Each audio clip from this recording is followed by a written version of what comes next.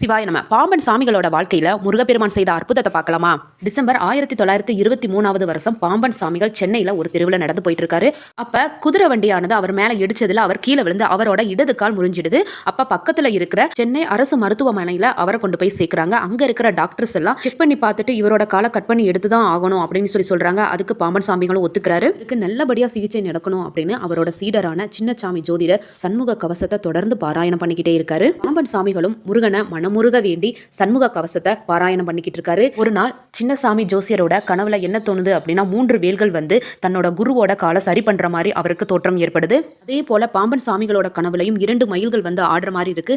மறுநாள் முருகப்பெருமான் குழந்தை வேடத்துல கையில வேலோட தன் பக்கத்துல படுத்திருக்க மாதிரி இருந்திருக்கு.